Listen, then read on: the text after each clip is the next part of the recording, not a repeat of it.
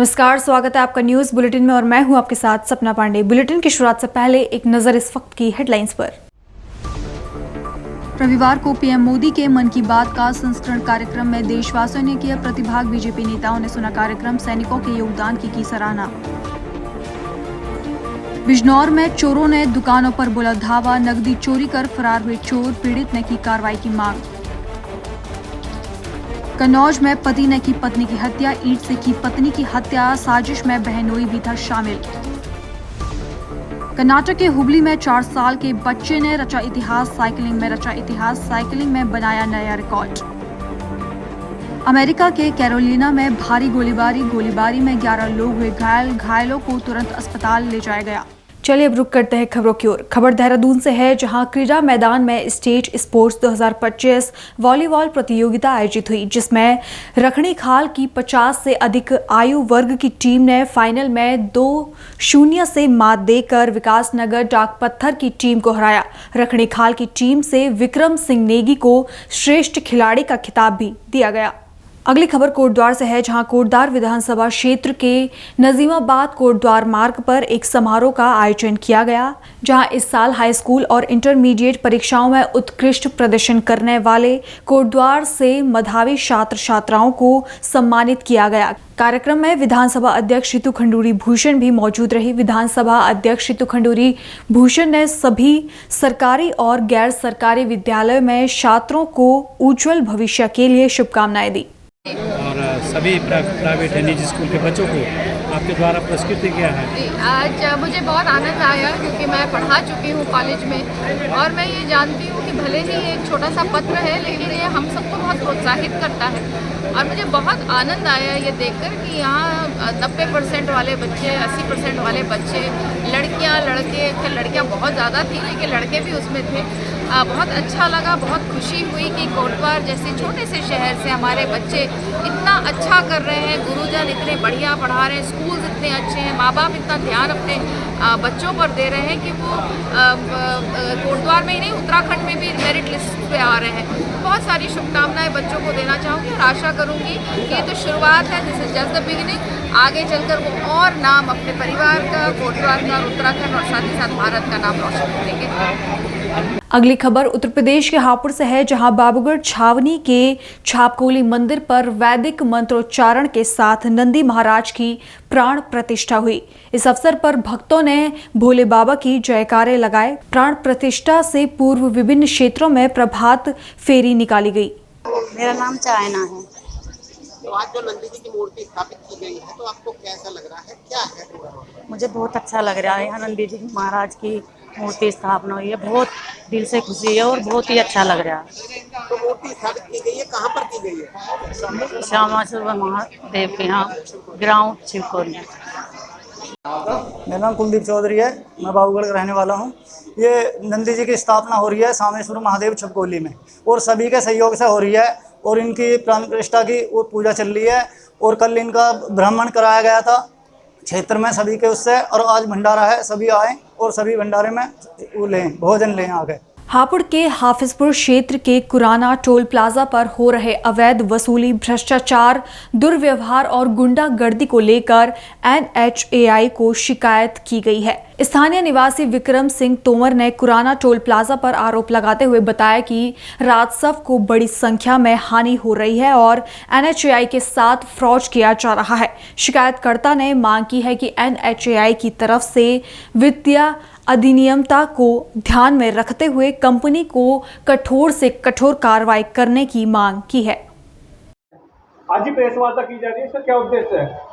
आज की प्रेस वार्ता का उद्देश्य ये है कि हमारा जो हापुड़ जिले में जो पुराना टोल टैक्स है गुलाबटी के पास में, वो महा बेकार और निकृष्ट कंपनी को दे दिया गया है, जो रिद्धि सिद्धि नाम की कंपनी थी, पहले चला रही थी और अभी उसे रिन्यूअल हो गया है।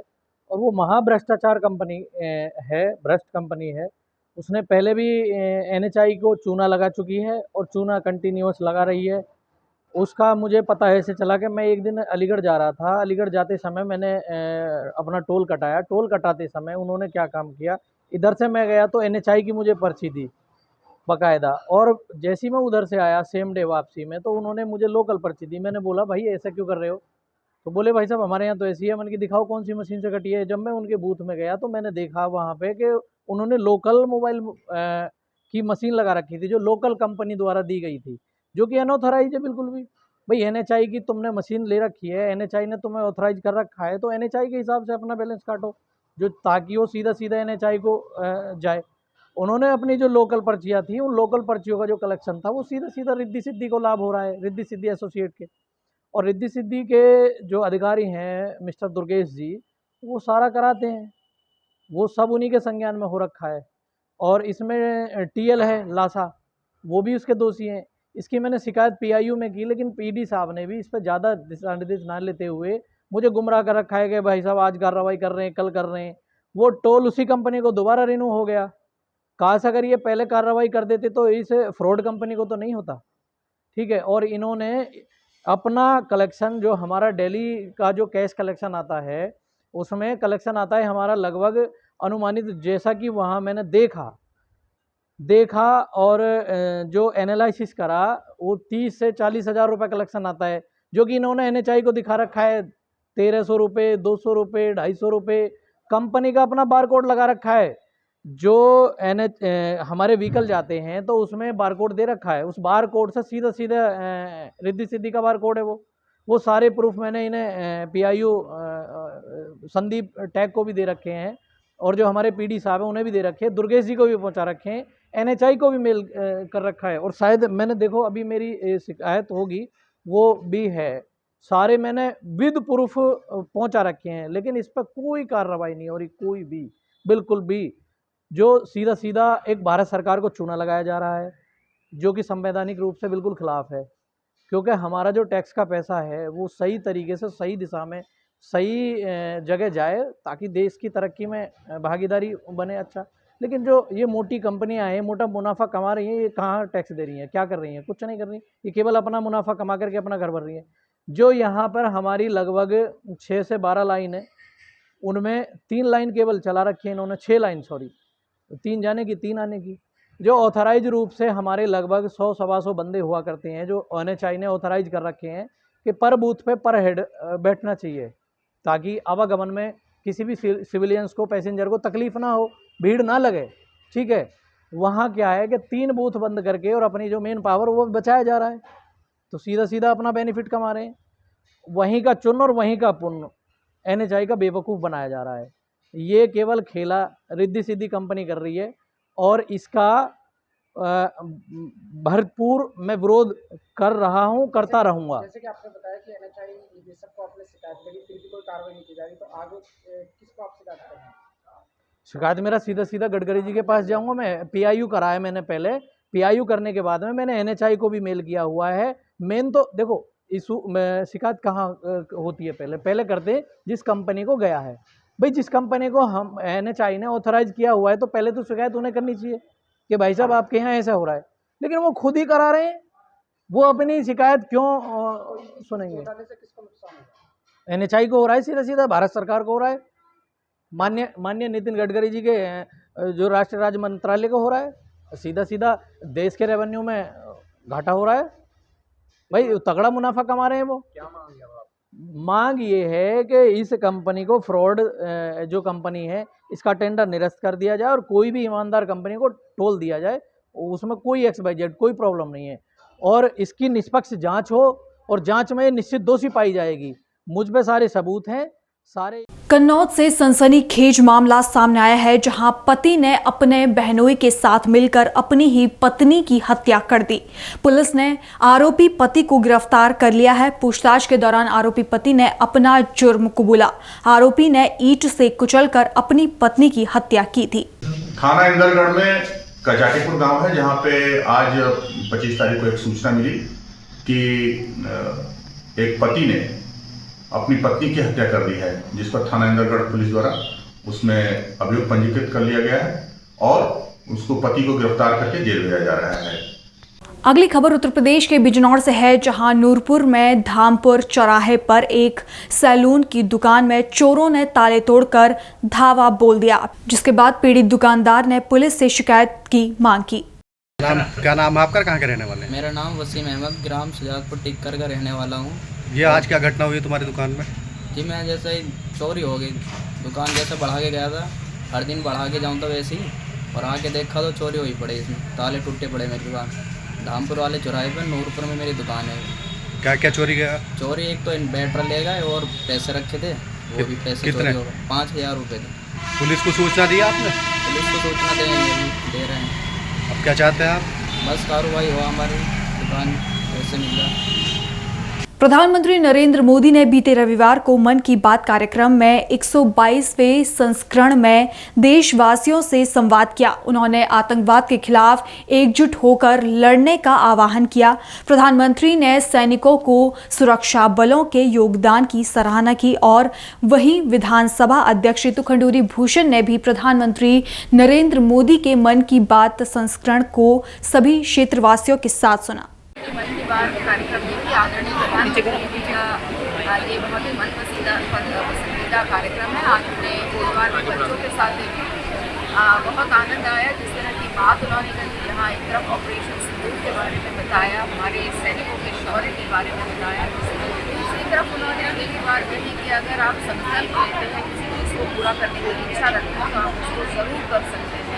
उद्यमियों के बारे में बताया, किस तरह से हम अपने लोकल चीज़ों के लिए वोकल हो सकते हैं। तो आज जो कार्यक्रम यहाँ पर हुआ बच्चों के लिए भी बहुत रेलिवेंट था। बच्चों के लिए उन्होंने कहा कि आजकल हमारे जो बच्चे हैं पढ़ाई के साथ साथ स्किल डेवलपमेंट भी कर रहे हैं, साइंस के प्रति भी उनकी जागरूकता और ज़्यादा बढ़ रही है।